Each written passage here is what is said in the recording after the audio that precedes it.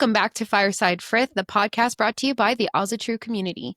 Together, we'll inspire inclusivity, share wisdom, and strengthen the bonds of our Norse pagan community. So today on Fireside Frith, I am honored to welcome a truly inspiring guest, Davidb, the Asatru Community's Director of Military Affairs. With over 20 years of military service, he brings a wealth of leadership experience, dedication, and resilience to everything he does. In addition to his military career, he serves as an instructor in resilience, helping others develop the strength and skills needed to overcome life's challenges. Beyond that, he's also an ordained Gothi, bringing deep spiritual guidance to our community. I'm thrilled to have him today as we talk about his journey into Norse paganism, his role within TAC, his military experiences, and his hopes for the future of our community. Welcome to the show. Thank you for having me. Great. Intros are so hard for me, but it's okay. That's okay. Yeah, that's fine. It's just a lot of editing. Like, how are we gonna? I can make this look right.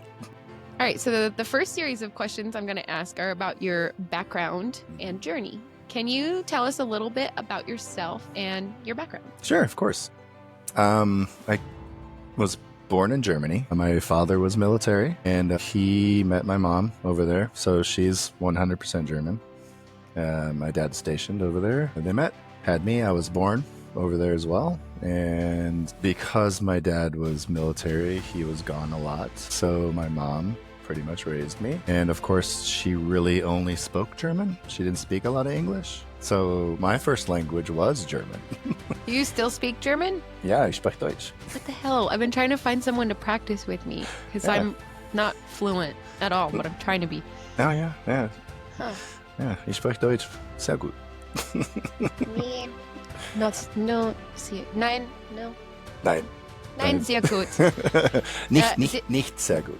There it is. I just stopped practicing because I've been so busy with TAC because I was like, well, I can't find anyone to speak to, so I guess I'm going to put this on the back burner. Every time we talk, we can talk German to each other then. Okay, cool. I'm going to force myself to get back into it. Anyway, so your first language was German. Yeah, and then my dad eventually, he's all like, listen, I need to be able to talk to my son, so we're gonna need to like get the English going, you know what I'm saying? So, and my mom is self-taught English through magazines and reading. She taught herself English, and then she taught me English. And of course, talking to my father, get the English going. So I don't have an accent either way. When I speak German, I don't have like this American or English accent, and when I speak English, I don't have a German accent. I just never had an accent either way. Interesting. Yeah.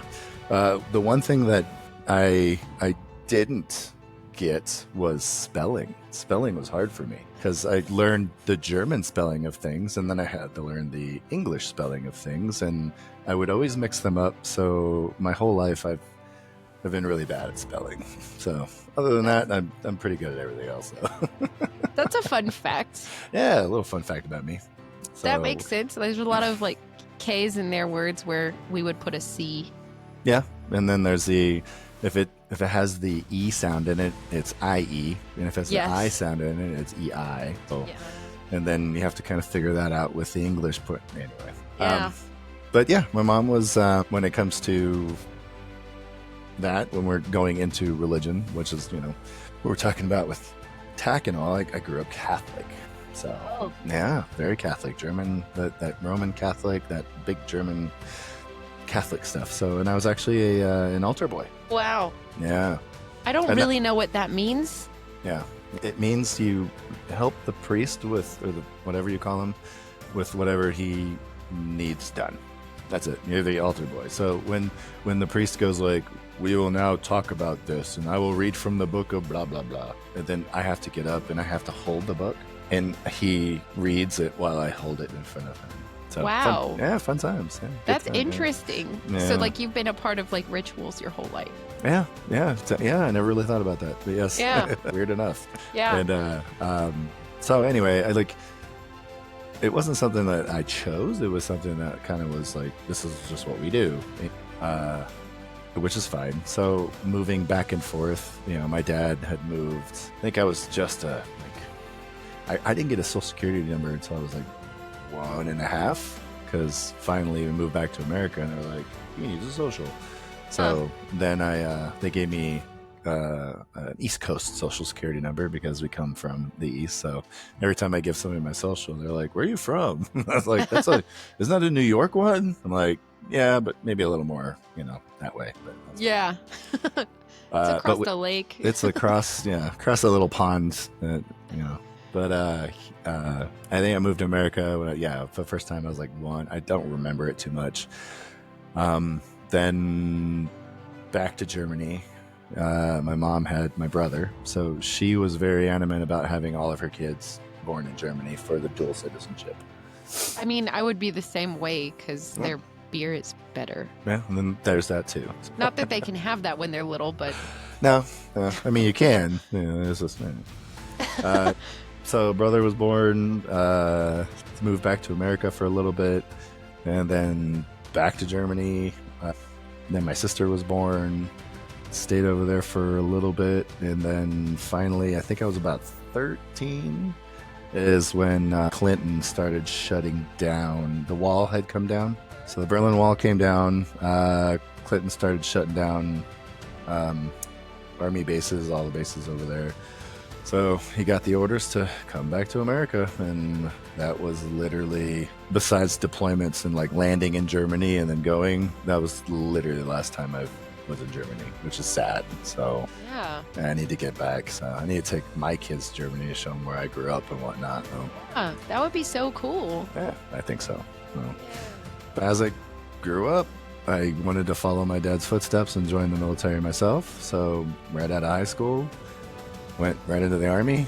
I joined as a signal person first. So it was back in the day, it was 31 uniform. I think today it's 25 uniform, but when I joined, it was 31 uniform. Huh. Spent a grip of time at Fort Gordon. Basic was Fort Benning. So Georgia was like a whole year of my life for the most part. Yeah. And they say people who go to Benning are built different. Yeah, they are. Yeah. In all kinds of different ways. So, but I think I was either the first class or one of the first classes of basic training to go through Benning that wasn't infantry. Oh, wow. Right. So before us, it was only infantry went to Benning for basic training. So then they opened it up to having everybody go. So my class was filled with all kinds of people doing all kinds of different jobs in the Army. But they still made us do all the infantry stuff. So yeah, we still did all the 25-mile ruck march, Ooh. 2 weeks in the field, sleeping in holes, and all that I don't stuff. mind. I actually enjoy that part, which is kind of weird, but I grew up in the woods, so I kind of like any time we get to spend out in the field. Me too. Well, one of my younger years was because we grew up in Germany. We had tons of woods everywhere, all the time. So we were always out playing in the woods, doing stuff, as kids. And then, after the Army, I came back. It was the National Guard that I joined. So I was just that 1 week in a month kind of guy, looking for work, doing odd things here and there. And then I was trying to get put on orders as much as possible. Just trying to get more Army experience, just try to do more of my job.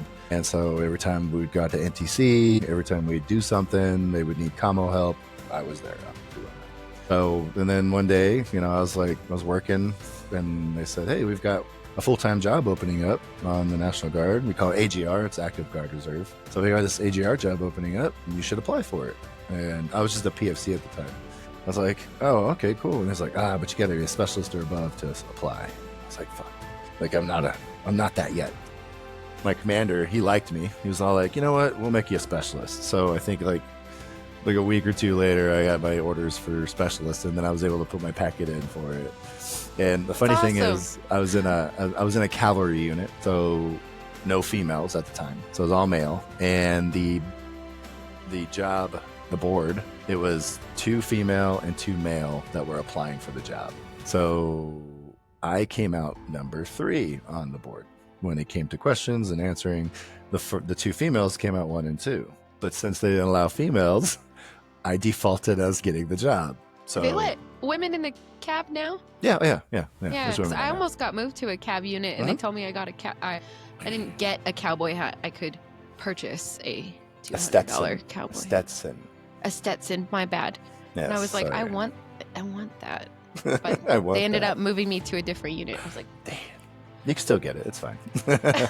There's nothing that says you can't buy what I can buy general rank, right? Anytime I want. Yeah. So, but getting the spurs was something that was like really cool to do, doing the spur ride and getting the spurs. So I got my spurs. I got, I wear the Stetson every time I do any kind of cav functions. I have my Stetson on and my spurs with my dress uniform. Real quick, for the listeners who aren't familiar with Army terms, do you want to explain the spur ride? Oh yeah, the spur ride. So it's the one I went through was like a 3-day process of just getting the crap beat out of us, pretty much.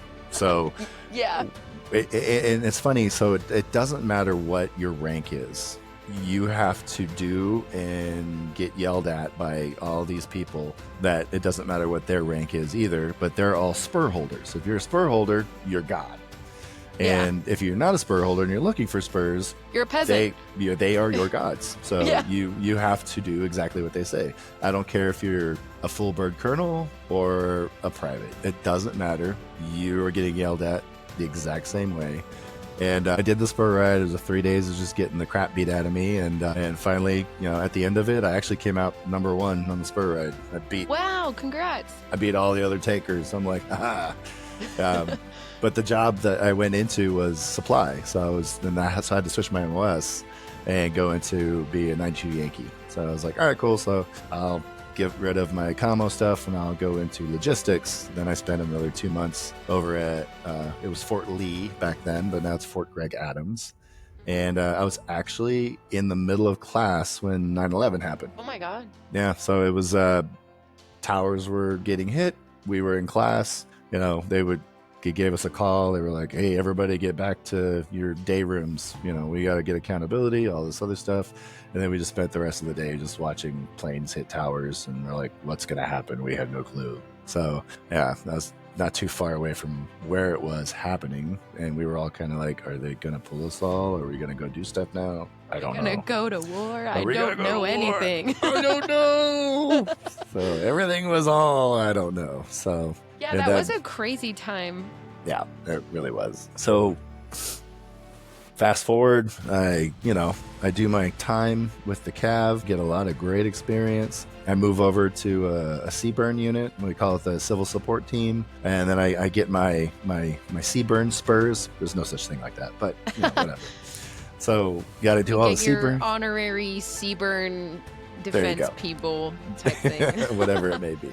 Yeah. So do that. And I'm still logistics. I'm just in a Seaburn unit now. It's a 22-man group. Everybody's full-time. And I do that for about 2 years, which was fun. We go on, if there's a meth lab, we get called up. If there's somebody was making ricin in a hotel room, we got called up. We have to set up the decon line. We have to go in, mitigate the situation, just all kinds of cool things. And a lot of times we got these calls because this was Vegas. All of this was Vegas. So we get a lot of calls from people in the casinos that would open an envelope and there's white powder. Yeah. So first thing they do is evacuate and then they call us. So we go in, we test the powder, and 9 times out of 10 it's baby powder. It's like some ex trying to scare their ex. Yeah. But either way, just in case, we have to clear the place. And every time we get yelled at because they're like, I had a bobblehead that meant a lot to me on my desk and now it's gone. I'm like, ma'am, you called us and we mitigated the situation. It's not like we just came in and stole your bobblehead. Like, we had to get rid of stuff here. So contact the city and maybe you get it back, but probably not. It's in a hazmat bag at this point. So yeah, we had to do scenarios like that in AIT. Mm-hmm. It was really fun. Honestly, like the scenarios we went through and then the Seaburn, not the gas chamber to test the mass confidence course, not that, but like the Seaburn chamber that was like our final grade. Was it that big one where it had different rooms in it? I went through that. At Fort Leonard Wood? Yep. That was like the funnest thing ever. That was pretty cool. I agree. And then afterwards you got to take everything, get in the shower, everything's and then the people, they're like taking the gear off of you because you can't take it off yourself. Mm-hmm. And they knew what they were doing. So it was happening so fast. And for me, I'm just in AIT, like just barely trained. I'm like, what's happening? Like, get off me. And then the next thing you know, you're like naked with your sergeant, and like females with females, males with males. Of course. Obviously, just for our listeners who don't have the military experience, It's not Starship Troopers yet. Yeah, and it's just like everybody's eyes are just like, do I have chemicals in them? Am I okay? And then you're like, you gotta use this special soap. And I was a hairdresser before the army, so I was like, I don't want to put the soap in my hair. I don't know what it is.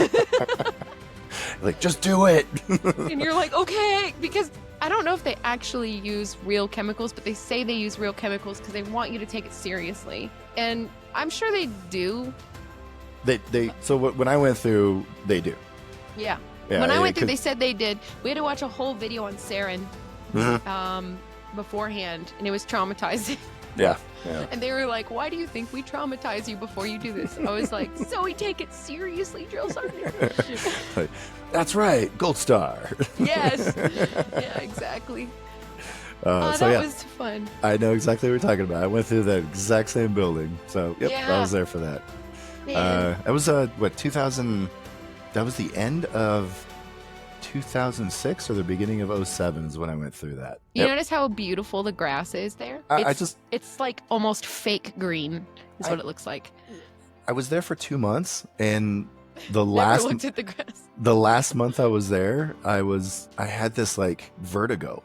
It was the weirdest thing. I don't know why, but I had this vertigo, and I went to the doctor for it, the military doctor.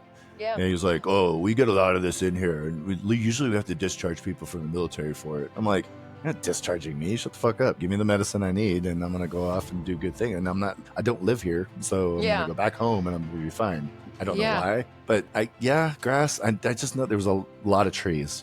Fort Lost in the Woods is what they call it, right? So, well, specifically at the Seaburn, where that event takes place that you and I were talking about. The grass there is so green, and people kept being like, wow, it's so green, because we went to school in the wintertime. And I was like, it's the freaking chemicals. And like, I said it like an asshole. I didn't mean to, but someone asked a question. They're like, any questions before we go into the chamber? They're like, why is the grass so green? And they're like, it's the chemicals. And I was like, isn't the infantry answer blood makes the grass grow green? Probably. Like, that's what we learned in Benning. So see, Benning built different. Son of a gun. All right.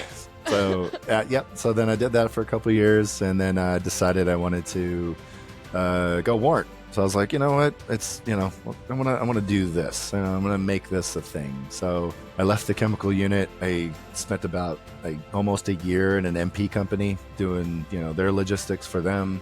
They had literally just got back off deployment, and their stuff was just completely messed up. And I'm not tooting my own horn here, but you're a warrant. I did win.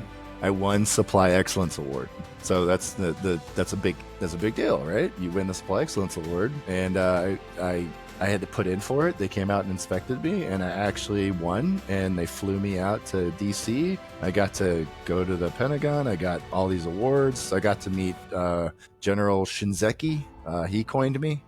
Wow. So there's this whole big thing. When you win, there was a massive cool thing that they do for you while you're there. So, which is you're super kind of duper a big cool. deal. Okay.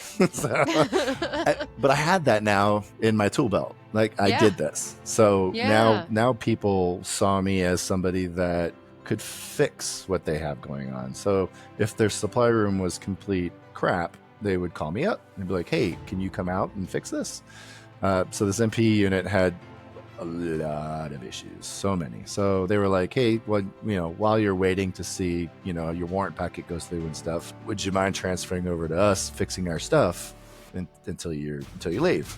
Yeah. I was like, sure, no problem. So I spent about 9 months fixing their stuff, got everything pretty much squared away, got the call, it's like, hey, we want you to be warrant. And I was like, sweet. And so they sent me to school, became a warrant officer, and became a property book officer. And then I went to a sustainment brigade, which is my first warrant officer duty station, which was fun. It was a brand new sustainment brigade too. This was just when sustainment brigades were coming into the Army, so there was nothing.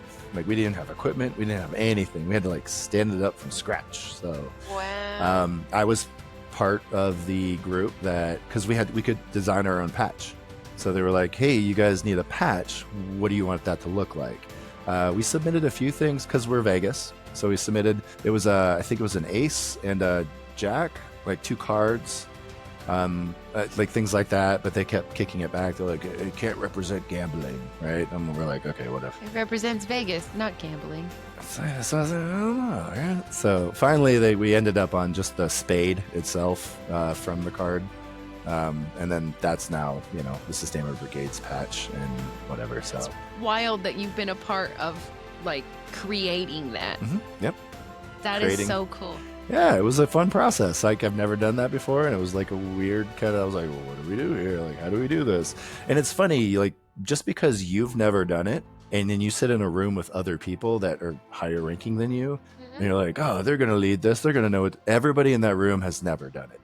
It's like, and I didn't realize this till way later. I was like, nobody has done this. Like, nobody in this room has ever done this. We're all kind of just trying to figure it out. If I would have had that mindset when I was there, I probably would have been more helpful with a lot of things. But I was so timid. I was like, I don't know how to do this. I don't even know why I'm here. So. Well, even if you have a good idea, you don't want to step on people's toes. Exactly. You don't want to be heard. You don't want to be like, I'm not saying nothing, because then they're going to throw it back in my face type thing. That's how I felt when I first joined the board. I was like, yeah, oh, these people know what they're doing. I'm just this section, so I'm just going to be coy. Now here we are. Yeah, now here we are. Look at us, like, doing good things for society and people and the Army as a whole. So a couple of years went by, I doing the PBO job for the Sustainment Brigade and had all these units under us, another battalion under us. So it was a lot of work to do. Then we got the call and we're like, hey, like we're gonna deploy you guys finally, right? We're like, all right, cool. So let's go do that, I guess. And I know people watching this, if you're military, you're like, oh, Kuwait's not a deployment. I'm like, okay, was there a swimming pool? Yes. Did I ever get in it? Absolutely not. You know why I never got in that pool? Because nobody wears rank in that pool. Yeah, so you're not going to find me in that pool. Never, ever, ever. Like, not happening. Nope. That's true. Nope. I stayed to myself. I did my own thing. And let's see. I became a warrant officer in 2010. And we deployed in 16. So, I had a couple years of being a warrant officer under my belt. But as you grow, you're still trying to find your way. Going from enlisted to warrant, it's hard to do because you want to keep that NCO, but also you've got to let it go. So where's that fine line between keeping the NCO, but also becoming that officer that you need to become to get the job done? Well, it's a different kind of officer. You get officers that are like 22 years old. Oh, yeah. They go straight from high school to college, and good for them. Mm-hmm. And they do come with knowledge and stuff. But when you go the warrant officer route, you have a lot more life experience and a lot more military experience. Not most always. Of the time. Most of the time. We have those aviators that they go from like high school to flight school. Yeah.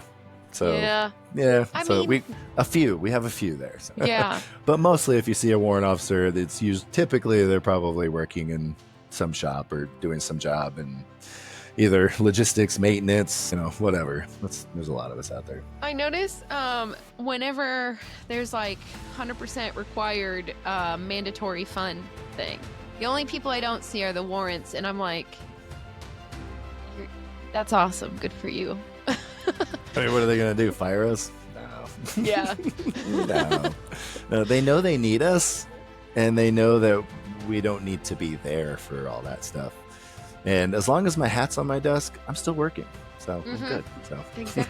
Exactly.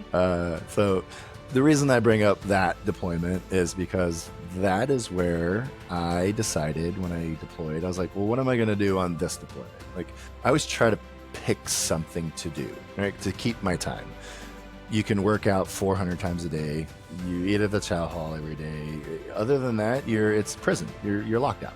Right? You can't go anywhere or do anything. And, Erfjan's just so big where you can kind of just see stuff. At one point, it's small, right? And you look over the walls and you watch the sunset every night and how the dust just flies in your face and you're like, it's another day down. What's next? So the reason I bring this up is because going into that deployment, I decided that I wanted to really look and research religion, what it meant. Because up until then, I was, religion's religion. I don't really care. It is what it is. I was more along the lines of atheist, I guess. I believe something was there, but I didn't know what. So I was kind of like, I don't know what's out there. So I never did anything with it or whatever. So it's like, let me look into, read the Quran, read the Bible, go to, like, my best friend over there was the chaplain. He was a great dude.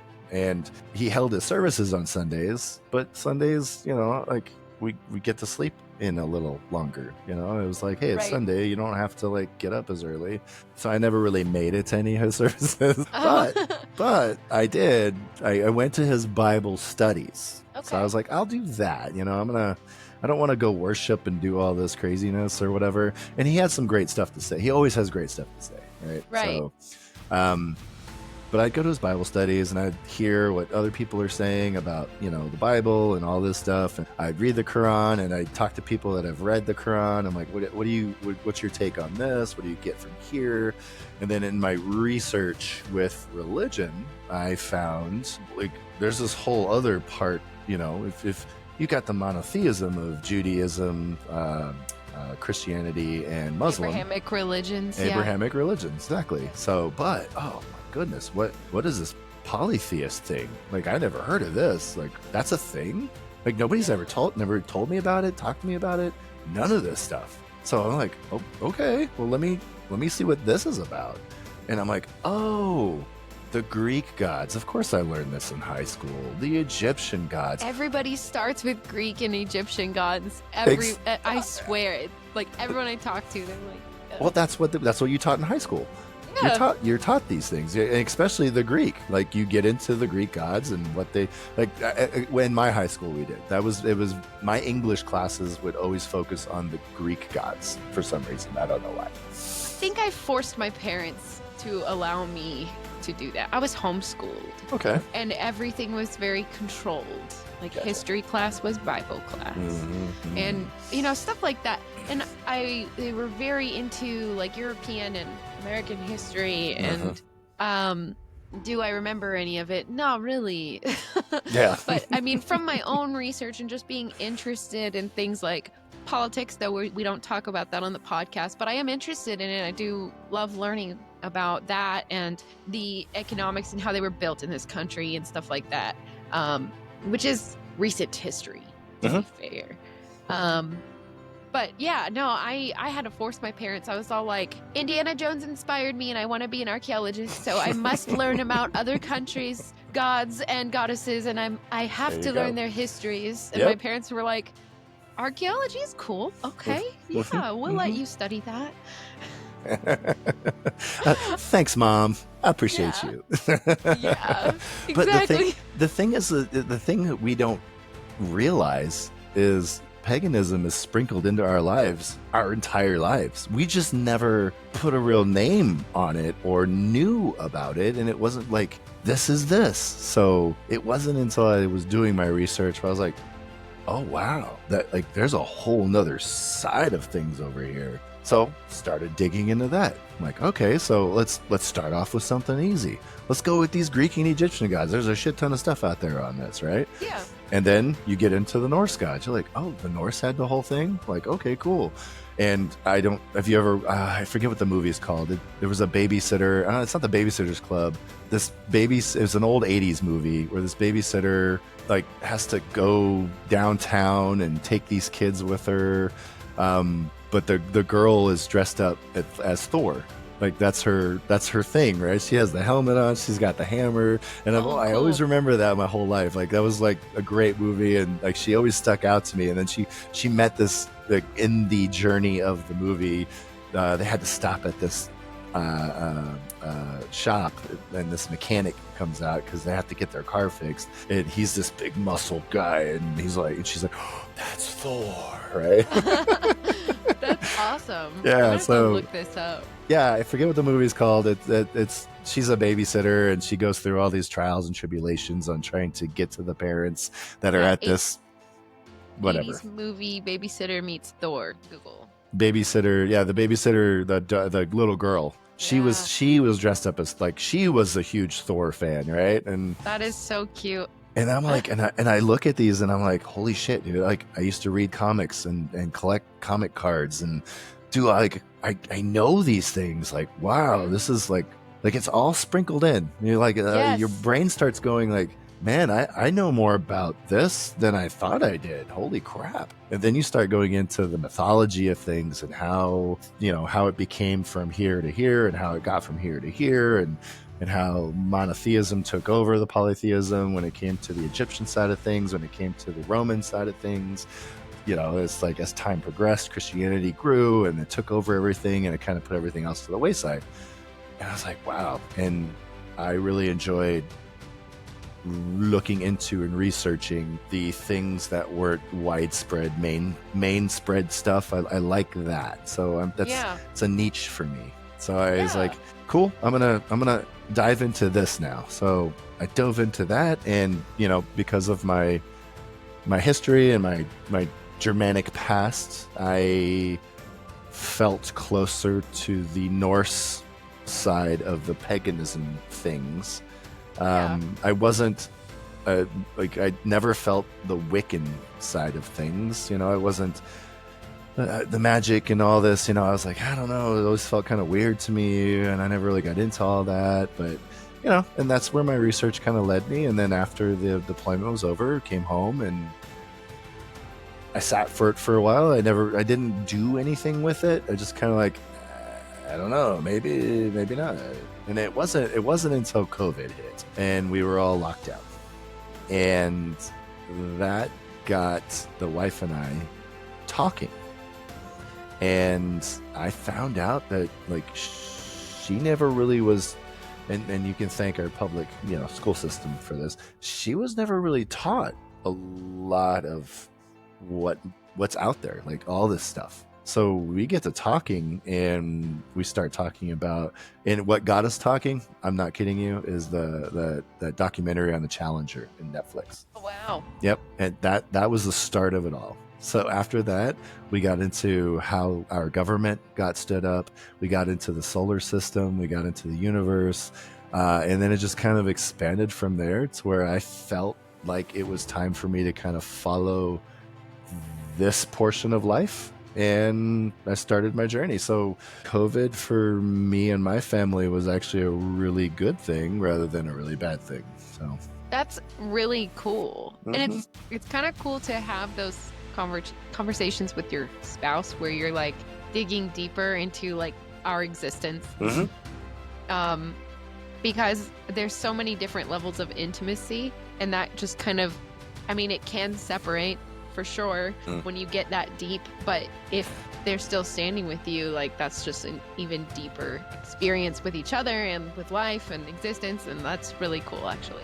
Yeah, so that's me and my background in kind of an hour-long nutshell. Apologize for that. Sorry. It's 38 minutes, but that answered the second question too, kind of. So, like, what drew you to Norse paganism? Was there a specific moment or experience that sparked your path? It seems like you deliberately chose to study religion and like the deeper meaning of life or existence or whatever, and that kind of led you to learn about that. That's exactly right. Yep. Yeah, and you said you felt more comfortable, or did you feel like a homecoming kind of thing when you were learning more? It wasn't some a people home. Say that. It was more of along lines of like, I feel this is right, But then you've got in the back of your mind, you're along the lines of like, am I doing it right? I've never done this before. So now you start questioning things. So a homecoming, no, it felt better than what I was doing, but I was so unsure about everything. So it took a minute. I also felt that way because I didn't exactly have a homecoming either. I know a lot of people say they do, and I felt that with paganism in general. My thing was I always end up in leadership positions, and I don't know if it's my personality or what. I mean, you know what I do for tech, so I just happen to fill in a role, and so I'm always like, am I doing this right? Are you guys sure you want me to be in charge? Okay. Well, yeah, I can see that with you because one is like as you've come into tech and what you do here as a board member, I automatically see the potential that you have, which is absolutely amazing. And you also you're not that 19-year-old or 18-year-old coming out of high school. You come with a lot of life experience already. And because of that, I can see a lot of military people leaning on that because they need people like you to bring that life experience and to help with issues. We have a rank structure. Yes. Is it better to lean on people that know what they're doing no matter what the rank is? I would go that route. Like I do it all the time. I don't care what your rank is. If you know the job or if you can bring something more to this, by all means, please do. Yeah. How has your personal practice evolved since you first started? Exponentially. Okay. Exponentially. So when I first began walking the path of Norse paganism, like my focus was largely on history, mythology, solitary practice. But over time, like my practice deepened into a more community-centered role. I've come to view my spirituality as something both deeply personal and outwardly impactful. Yes. Rooted in ritual.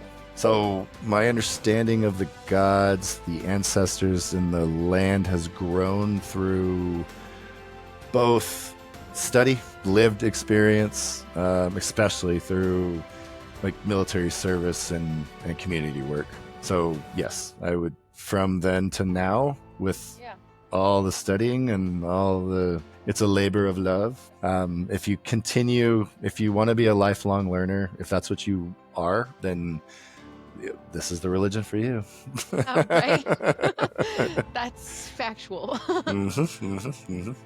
Wow. So how did you first get involved with TAC? It was a while before I actually put in for the beard waiver. So I was like, I want to figure this out first before, I don't even know why. Like, I don't have a good reason for the beard. Yeah. Like, is just have a beard. Like, that's not I know a lot of people that have that first kind of feeling about it. Right. So you I keep doing research, keep looking at it. So finally I decided, I was like, all right, cool. And I met one of my coworker, I don't know, whatever. It was a supply sergeant in one of the units. He had brought up to me, because I had brought up to him that I've gone down this path, and he had brought up to me, he's like, have you ever heard of Asatru? And I'm like, no, right? So he's like it's a version of like the Norse pagan thing. Look it up. Like I've gone down the path of the Asatru, and it might be something that you want to go down too, maybe, whatever. So I never heard of it. Cool. Research. What's Asatru, right? Like, then you go down the history of Asatru, where, Iceland, this old guy back in the 70s, where it all came from, all this good stuff. So you're like, oh, okay. And then what it stands for, what it's about, how it's geared towards the modern pagan rather than like the folky old pagan, and I was like, I kind of enjoy the old folky stuff, but also I am a modern guy, so let's look into this. And so in my research of what Asatru was, I bought this book, Asatru for learners, and you're welcome to Fisher Price, your first Asatru, right? So so I'm like, cool, thanks. And I found that Facebook had this place called the Asatru Community. And I was like, I don't know what that is. Click on there, and I'm like, oh, okay, well, cool. It's like, oh, want to be a member? I was like, yeah, sure, I'll be a member. So I was like, cool, I'm a member. I did everything they asked me to do, and I got my little certificate in the mail saying, you're now part of the Asatru community. So I was like, all right, cool. Welcome to the community. Welcome. Rainbows. Yes. Right? So I was like, yeah, thanks. So yeah, that's how I got into TAC. Wow. So that's how you got into TAC. What inspired you to take on a leadership role within TAC? Was there steps before you got to board member, or how did that play out for you? Yeah, so great question. Everything I do, I always pass through my wife. You know, I was like, hey, babe, what do you think about this? And she's like, go for it. Oh, sure, if that's what you want to do. I'm like, all right, cool. Yeah, I'll go for it. So I guess what really inspired me was a deep sense of duty, both as a heathen and as a service member. So I watched TAC implode. Yes. We have talked about that on previous episodes. Yep. Yeah. And so I was there. I watched it happen. I was like, uh-oh, what's going on? And then very slow to stand up. I mean, when I say slow, almost nothing. You know, it's like nothing's happening. Like now there's nothing. Everything's shut down. There's investigations. Nothing's going on anymore. We used to have bloats on you know, they used to be Facebook on the Live. Yeah, they used to all these cool things where I'm like, I could watch it and understand what they're doing and experience it. And now that's all gone. And now what? Now what happens? So I decided, I was like, cool. I saw a need when everything was kind of standing up for a need for stronger support, visibility, advocacy for the Norse pagans, especially in the military, because, you know, what I did find was there's a very big military following when it comes to Norse paganism. And of course in the broader community.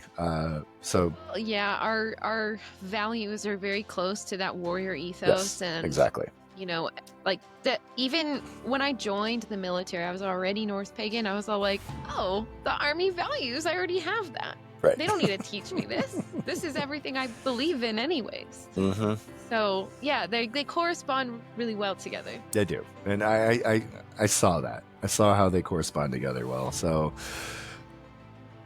I, not only personally, but in a wider sense, I saw too many were walking this path alone. So, you know, without guidance, without structured community to turn to. So I spent my life serving already with the military. So stepping into a leadership role with TAC felt like a natural extension of that service. That's right. And only this time in defense of our spiritual integrity and traditions, and of course the people. So I wanted to ensure that, like, no heathen, especially, you know, those in uniform, would have to feel isolated or unseen. So leadership to me is about service and creating spaces where others can thrive. Like, I think thriving is the key word here, because we can all exist. That's easy to do. But yeah, we thriving, don't have a choice. Right. Well, we do. We do have a choice, right? I mean, we can stop we just existing. Get born. We just get born. And We we're get here. bored, and then eventually, at one point, you can choose not to exist anymore. You have that Yeah. choice. But I think the harder right is to thrive. How do we not only exist, but how do we thrive in this environment? How do we bring TAC back? TAC just existed at that point. It was just a thing that was there. So how do we get it back to thriving?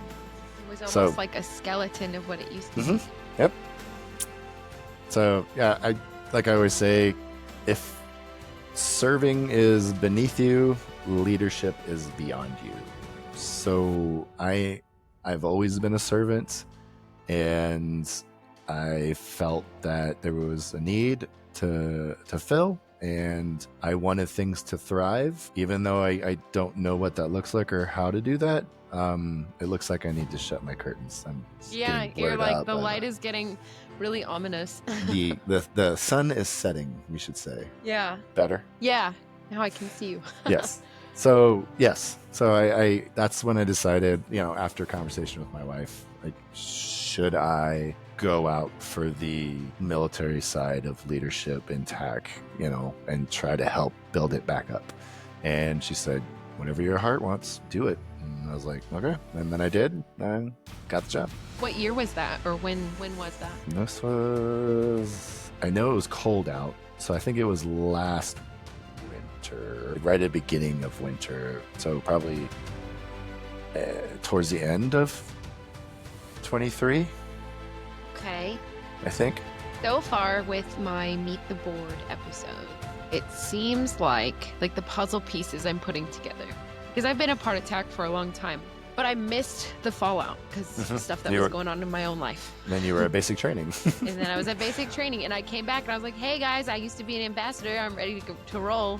Let's go. And then they were like, we're not doing that right now. You came back to a close sign. Yes. Yeah, and I was so sad because of what I got out of TAC. Like the online floats and stuff. And as an ambassador, you were required to do monthly events.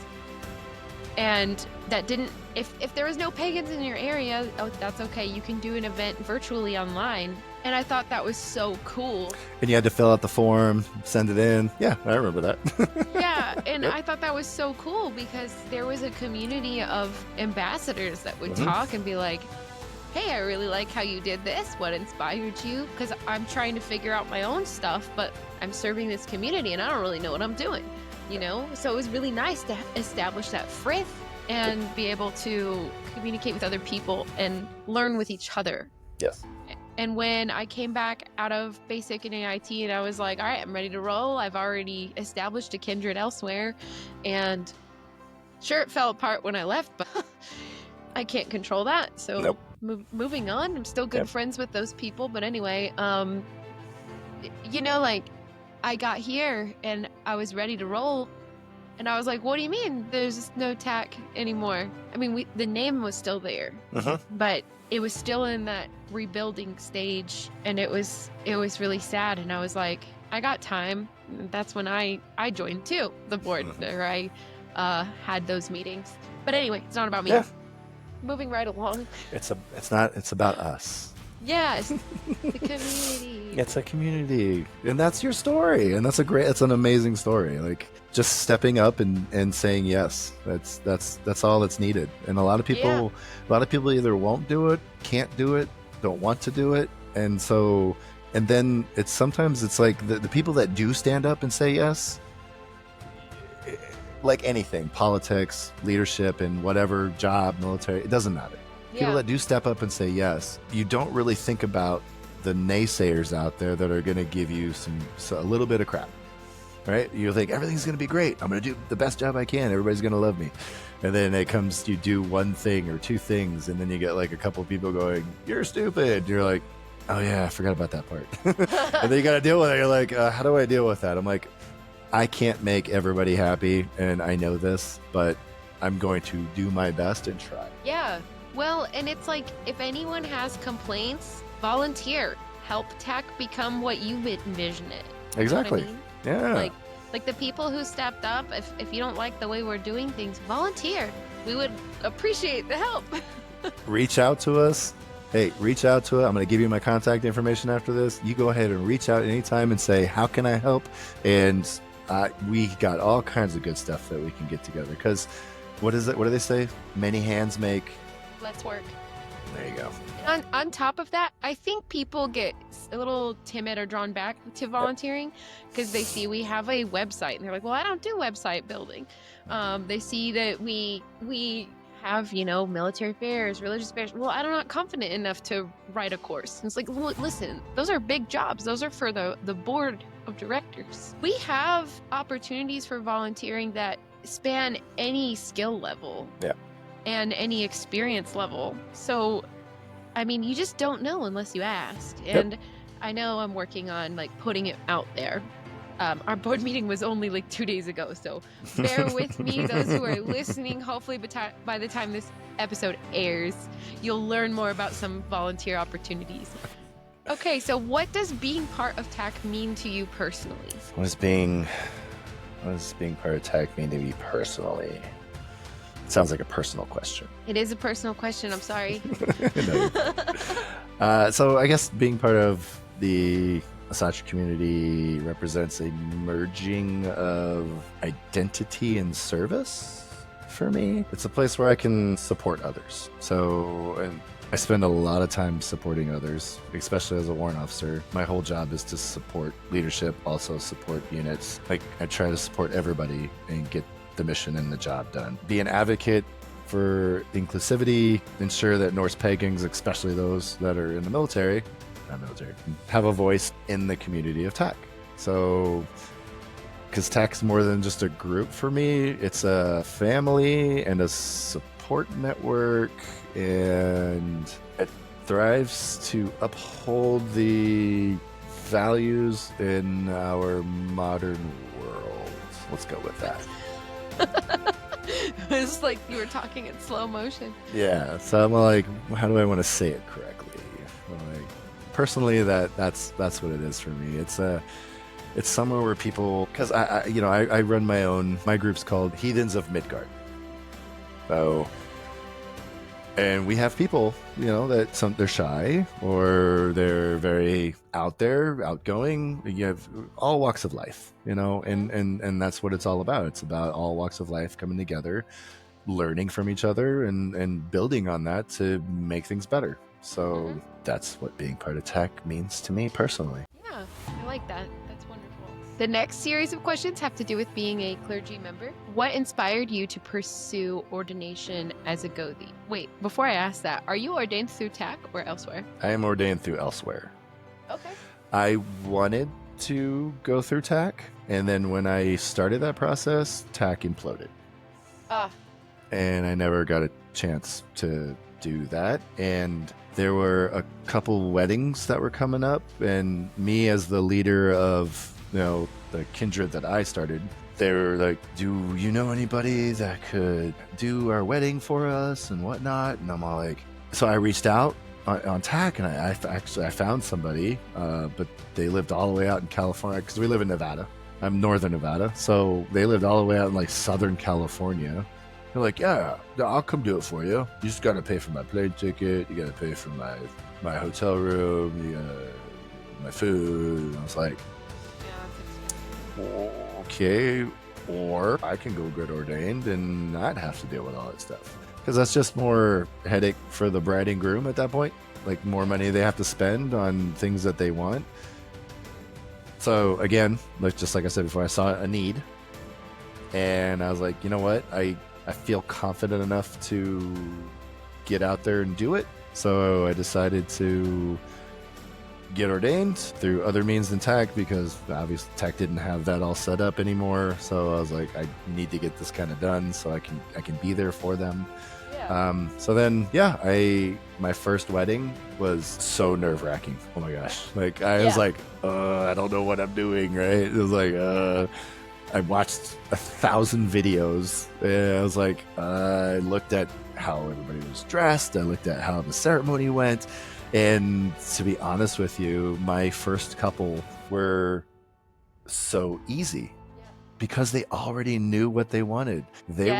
He was Norse. She's pagan. She dabbles in the Norse, but it was like a fairy wedding. So everybody had to wear like masks, and it was super. So she was very, very specific on what she wanted, how she wanted it, how it needed to be done, which made my job super easy. I was like, oh yeah, I'll just do that. What do you want? Okay, I'll do that. There was the spear of Odin, the hammer of Thor, the dagger from Loki. Like, my altar had so many weapons on it, you would think that I'm sacrificing something at this point.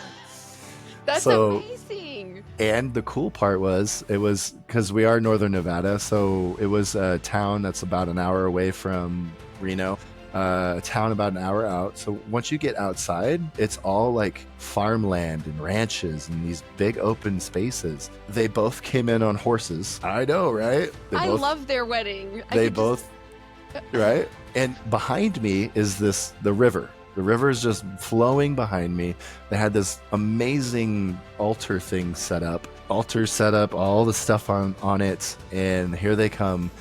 The music is playing. Here they come on their horses. And then they get to a certain point. He gets off. He helps her off. They walk down the aisle. They come, and then they're finally there in front of me now, right? So this is, I'm like, oh, it's my turn. Okay, shit. And Did I let you read from a script, or did you have to memorize it? No. Thank So goodness. I bought a book that was like, it's a leather bound book with really old looking pages. You know, something that. Yeah, I bought one of those too recently. But instead of, because my writing is horrible, so instead of writing everything out, because as we said before, my spelling's not great, I went ahead and printed everything out, cut it out, and pasted it into the book, so that way I could just totally read that. So I love that you do that, because I do the same thing for every single ritual. It's not even that my writing's bad, it's just that I switch from cursive to print. And I'm going to see something. You've heard me do this intro. I trip over typed words, okay? So, like, I need it to be big font and printed. Yes. Because it's your wedding day. Exactly. People are probably videotaping it. Yes. And I don't want to be the one that ruins it. Absolutely not. And I agree with that. So that's why I did that. I printed it out, put it in the book. Here we go. Hey, however, and they had sent me the script long before. I went through it. I sent it back to them. I was like, what about this? What about that? They're like, oh, yes, or no, I don't really want that. So, you know, it was back and forth for a while on getting it correct. Finally, it was correct. Printed it out, put it in there. Here they are in front of me. And when I tell you, like I said, there was weapons, lots and lots of weapons. It was one thing after another. I hold up the spear and I say what she wants me to say. I hand it to him. And both of them had their own books. And I felt bad for her because she had her bouquet and her book. And then she also had to hold the spear. I was all like, maid of honor to oh no, that's what I was like. Uh-oh. I'm like, do you want me to hold that for you? So anyway. Makes sense why altar boys exist now. Oh my God. There you go. Like, what if you got to hold weapons that you're got wedding? Exactly. So he gets the spear, he says his thing, he gives her the spear, she puts it on the altar. I hold up the knife or the dagger, I hand it to her, she says her thing, she hands him the dagger, puts it on the altar. I hold up the hammer, I hand it to him, he says his thing, he hands the hammer to her, she puts it on the altar. And there was a key, there was a lot of things. Like so many things that we went through. The keys make sense, that's traditional too. Like, Yep. Yeah. And then, of course, the hand fasting. So I had practiced that hand fasting 1,000 times to make sure I got it right. I was like, I got to do this right. Yes. So got the hand fasting done. It was beautiful. It was amazing. Afterwards, they kissed. Everything was done. And I don't want to be. So I always step back because they need to be in the pictures. I don't need to be in that picture, right? So, right. I always feel awkward. I'm like, right. Can I leave now? Right. So like, I'm done. I'm good, right? So I step back, they kiss, everything's done, and then he picks her up, and then they walk down to the river, and they get in the river, and they take pictures down there, and then afterwards there's a big party, and they cutting the cake with swords, and it's a pretty amazing wedding. Like it was for your fabulous. First wedding, my first wedding ever. It was pretty fabulous. God. But I was able to facilitate. I was able to help. And I was able to get what I needed to do, get what I needed to get, do what I needed to do in order to give them their most perfect day. I think it was 2 months later, I did another wedding. So I kind of had that experience. And it was a blended marriage. She had kids, he had kids. So not a lot of weapons. Actually, I think it was just the hammer at that point. They kind of wanted to keep it much simpler.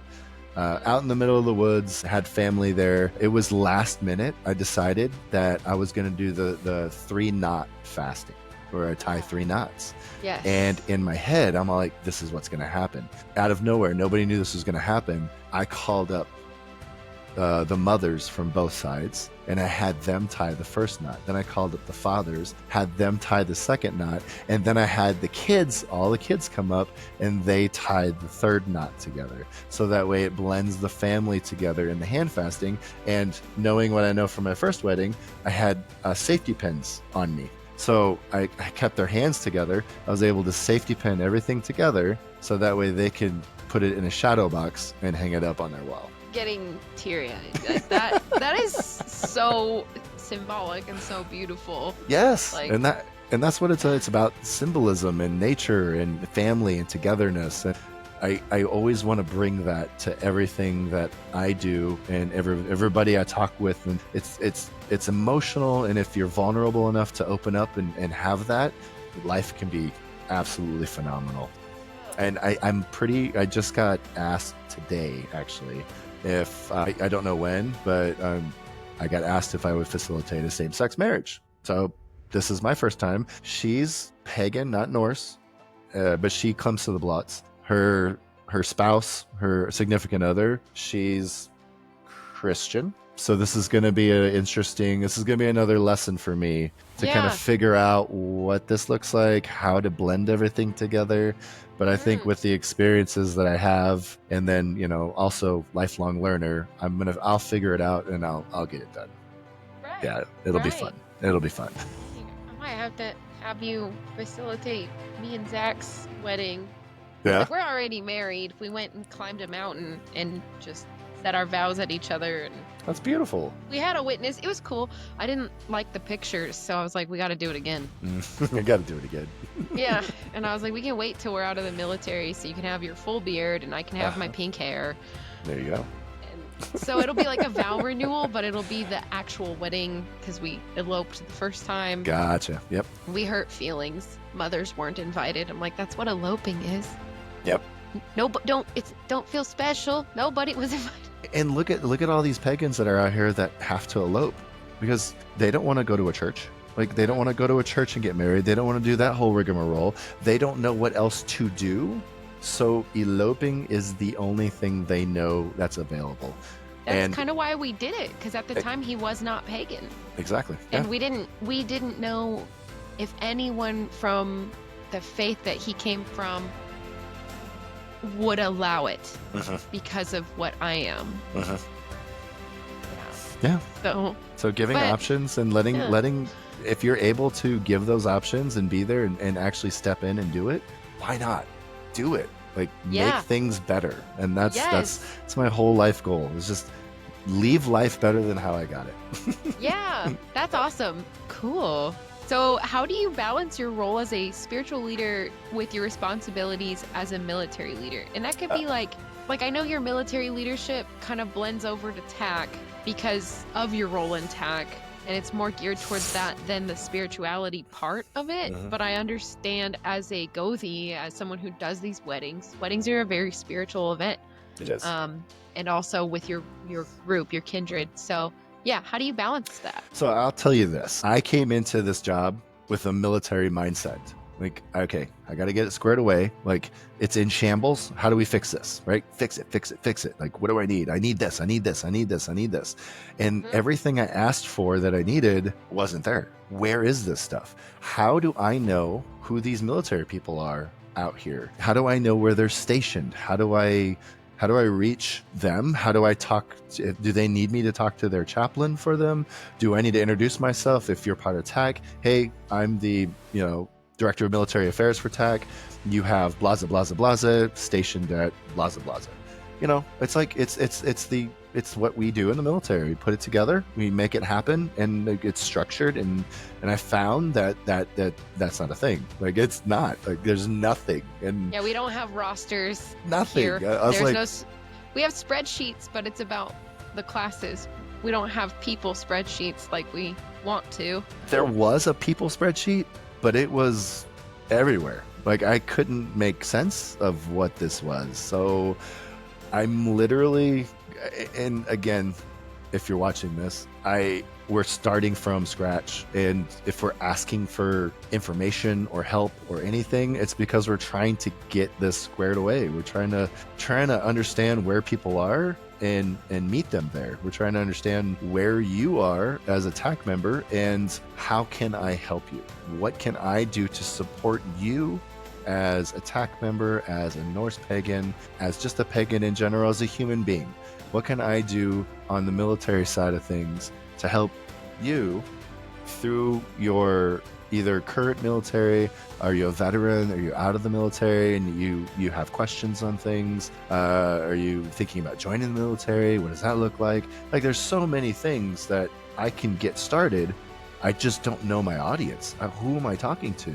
Exactly. Like, who is out there? And then if I do put something out there, I don't get a lot of response. Like, hey, tell me where you're from. Tell me where you're stationed. I get like 4 people that says, I'm out of here at Fort Sill. Yeah. Okay, I know for a fact we have more than 4 people that are in the military in tech. Yes. So it does me no good to know 4 people are stationed at 4 different places. Yeah. Sure, but like, I need something more substantial of like, and I'm hoping, when we submit these questionnaires out there, we get a little more information and we can start kind of putting this together, and we can be more for you once we have more from you. Yes. We need to know who we're trying to help. And I just realized in the member questionnaire I made, there is no questions on are you military? No, there isn't. I was going to talk to you about that later. So yeah. Oh, okay. Well, we'll add that in. I was going to maybe suggest like the military-centric one. If you're in the military, if you are currently serving, if you have served, if you're thinking like anything like that. So one thing that we talked about in that board meeting was, say do you identify as queer? Yes or no? Mm-hmm. If it's no, it skips a bunch of questions. Uh-huh. If it's yes, it opens up some questions. Yeah. And mostly, like, just for our listeners, it's not to get data on you for any nefarious reason. It's because should you want to talk to a queer Gothi or Githya, or if you identify a certain way and you would prefer to talk to a clergy member who also identifies that way, then we can help match you up with them should you need any kind of clergy support or pastoral counseling. Yes. And so I think that's important to have that queer or not queer question, but also are you affiliated with the military or are you a veteran? Yes, no. If it's yes, then it can open up some more questions. Like, are you currently serving? Yep. Where not are only you stationed? that, do you have a DRGL? Are you a United States military? Are you Canadian military? Or Australian military? Like, what military are you a part of? What do you do?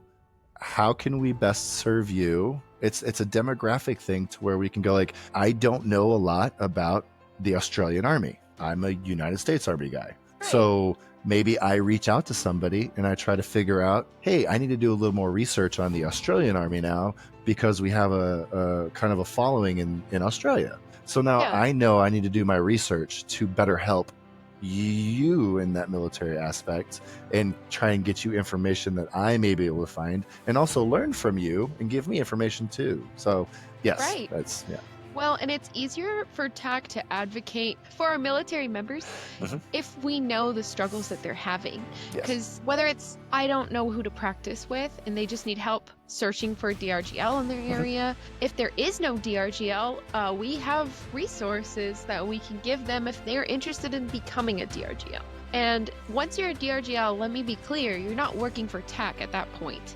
But there will be coming some ambassador classes that would help a DRGL should they want to take that path. Could you, for people that may not know what DRGL means, could you tell them what that means? Yes, absolutely. We use acronyms all the time, but not everybody always knows what they mean, so I like to kind of I did the same thing with the spur ride earlier too. Yep. Not an acronym, but still people might not know what it is. Exactly. So a DRGL is a designated religious group leader, and these people work under the chaplain. And basically what they do, if you're a part of a religion that is a minority in the military, this allows you, becoming a DRGL allows you, sometimes it's space, sometimes it's, for me, the main thing I focus on is I need space. It's not at my house to practice this faith and to reach out to other soldiers. And do you need to be a DRGL to lead a group if you're not doing it on a military installation? No, you don't. So, but if you're deciding you want to do it on a military installation, you have to go through the process, and this is what the chaplains need from you, because I also became a DRGL. In order for me to hold services and practices on a military installation, I have to have that designation of a DRGL. Not only do I need that for that reason, but also now my chaplain relies on me to do the beard waivers. So before any beard waivers go to him at all period, they have to come through me first. I do the interview, I talk to him because I know what I'm looking for before that even gets to the chaplain, who doesn't know exactly what he's looking at. Absolutely. And so the cool thing about my guest today, Davidb, he has the documents. Should you become a DRGL, should you need a beard waiver, like, yes, we can do that for you, but we'll also talk to you first. And, you know, there's like kind of a vetting process, because even in my cage, I say my cage, where I work, in my office, I work in a cage. Yep. It is not prison, but that's just what it's called. Okay? Anybody that's in the military knows what I work in a cage means. They should anyway. Yep. Yes, but just for our non-military listeners, yes, I work in a cage. Yes, it looks like a dog kennel, just really big, but whatever. We'll move past that. So I had a guy come to my cage, and someone else who had recently gone to a ritual, we were talking about it, and he was all like, a ritual? Like, what'd you guys do? And my friend was all like, oh, she's Norse pagan. They do things. And I was like, yes, we do things. We have ritual. And they were like, so like Norse pagan? So if I talk to you, I can get a beard? I was like, what's your faith? And he's like, well, I'm a Christian. I was like, okay, so like, no, I'm not going to sign off on that, because for one, you're being inauthentic to yourself as far as your faith goes, but also like, I say a vetting process because it's, sometimes you do get those people that are like, I just want a beard. Yep. I would say 7 out of 10 people I talk to just want the beard. After I talk with them and I very politely say, let's give it a little more time. What I'd like you to do, and I give them resources. I'm like, in 6 months, we're going to sit down again together. And after you kind of do a little bit of this, we talk again. I want to see you show up at my blots. I want to see, you actually looking into this. 7 out of 10. I would even go as far as saying 8, maybe even 9 out of 10. I never hear from again. Not ever, not ever. They don't want to do the work. They just wanted the beard. And then when I present them with, let's actually get into this, they're like, no, I'm good. Thanks. Like they go yoga on me. Namaste. Yeah. Namaste. Namaste back here. Namaste. I love that you give resources and stuff to them, though, that like homework, because I think that's really important, and that is a big part of our faith is homework. I mean, you see me on the board, like I give everybody homework after every meeting. Yeah, after every one of them. Yeah, sorry. I wanted to get us back on track. My bad. Which is perfect. Yes. So, I mean, I think it's important to vet people. And it helps us get to know you better. Mm-hmm. And that we can also further support you. Once again, the more we know, the more we can help. Exactly. And I know when I was going, because when I was applying for my beard, we didn't have a DRGL. There was no DRGL. So I had to rely on TAC in order to say, yes, he has been part of TAC since blaza blaza. I had to give my certificate. I had to have the director of military affairs at that time write me a letter saying that he's been attending, whatever. Yeah. I had to get that. So again, I am the director of military affairs. If that's something you need, you don't have a DRGL that can write those letters for you, that's why I'm here. If you need a letter for anything or a memorandum or whatever it may be when it comes to military stuff and paganism, contact me. I'm here for you. I will help you.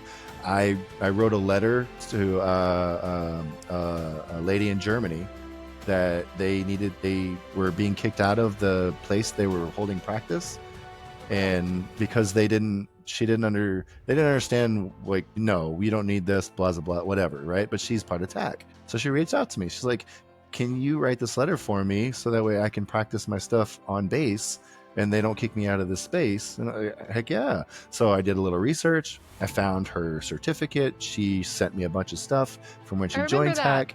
Yeah, I wrote the letter and I sent it off to him. And I literally just followed up with her today. I was like, hey, how's everything going? Everything good? I haven't heard back from her yet, but I will follow up to see how everything's going with you. Yeah, and that's the kind of support, like, soldiers in general, regardless of religion, there is a hard time with support because there is that culture of just power through it. you know, and some things are really discouraging, but having that tech backing, having someone like you being able to advocate, and not to bring your rank into it, but having your rank on the paperwork, because I know today when you wrote that letter and sent it to my XL, that's executive officer for those of you who are not military, my XL was all like, so some CW4 emailed me. I was like, yeah, I just Yep. He was like, how do you know? I was like, it's a TAC thing. Don't worry about it. Yep, exactly. So having the rank behind it helps, like especially as a Chief Warrant Officer 4, you know, it helps when I talk to different chaplains, when I talk to different bases. If you have a CW4 coming at you rather than an E6 or a lieutenant, or people know that a CW4 has been in for quite some time. They know the Army or the military for the most part. They know what's going on. Most people are going to open up to a CW4 and say, hey, got you. Like, what is this? Like, nobody's going to give me any kind of kickback. And if they do, you know, I'll deal with that at that point. But you're correct. Like, you have the rank behind it too. So I get the best of both. I'm like Hannah Montana over here. You're welcome. Yes. Yeah, and I think that is really helpful to our community, and I appreciate you for stepping up and, you know, volunteering for this position, because I see the benefit of having you, and I see how much service means to you, and I think it's awesome to have you. I appreciate here. In your view, what is the most important role of a Gothi in today's modern heathen community? What I think the most important role of a Gothi today is to serve as a bridge between tradition and how do you say that word? Modernity? Like the creation, the modern times. So you have the tradition and the modern times, the individual and the community, of course, the spiritual and the practical. I feel like we guide others through rituals, provide counsel, and uphold the values of our ancestors while adapting them to meet the needs of today's world, because that's the modern thing to do. Yeah, because things are a lot different nowadays. We don't live in farmsteads, close to your neighbor, close to your spiritual leader or whatever. And that's called tribe mentality. And there's a book called Tribe that I loved. It's written, he's a Native American, joined the military, went to Vietnam. He grew up in this. Those are cool. Oh yeah, the great stories. The Vietnam Native Americans, like, yes. Yes. And so his book Tribe, he talks about how we as a society he grew up in that tribe mentality, and when you get into the military, you almost kind of still have that tribe mentality. We're close knit. You call it trauma bonding, whatever you want to call it, right? Yeah. Tribe mentality. So, but as a society, our cities have grown so far apart. Just for me to get from one side of the city to the other could possibly take an hour, if not longer. We don't know each other, and granted, we're that far apart from each other. I shouldn't know somebody that lives 1,000 miles away from me. I get it, but right. We don't even know our neighbors anymore, and they live right there next door. Like, I know all of my neighbors, and we do community barbecues, and we hang out on the front porch and drink beer and go golfing together. Like, we do this as neighbors here in this community. I love that. We go out, we talk to each other, we have the tribe mentality of our community, and we protect each other. We've grown so far out of that. I really think, like, getting back into the tribe mentality. I know this is off question, but anyway. No, I think it's great. No, I mean, you're absolutely right. It did have to do with the question, though. Yeah, a little bit. I don't even think I need to ask this question. The next one is, has your military background influenced the way you approach your duties as a Gothi?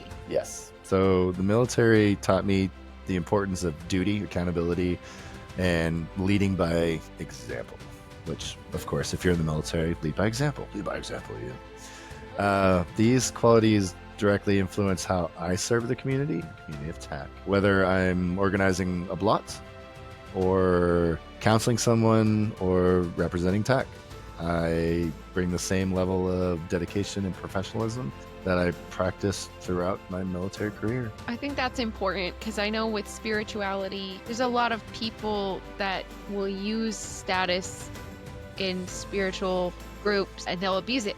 Yes. And so things like accountability and duty and seeing it as something as more than yourself. And Yes. it's not for you. It's for the community. Right. People, like, your rank is not for you. It's for the people around you. Yeah. Like, I'm not a CW4 for me. I'm a CW4 for the things that I need to take care of, for the people around me that need to be taken care of. That's why I'm a CW4. Hey everyone, our interview got pretty lengthy, so I'm actually splitting this up into 2 different parts. That concludes part 1 of our interview with our Military Affairs Director, Davidb. Thank you so much for joining us on Fireside Frith. If you have questions, stories, or reflections you'd like to share, we'd love to hear from you at podcast@theasatrucommunity.com. Don't forget to like, share, and subscribe. Check out our socials at Fireside Frith Pod or theasatrucommunity.com. Until next time, may your hearth be warm and your path be guided by frith and wisdom. Skull!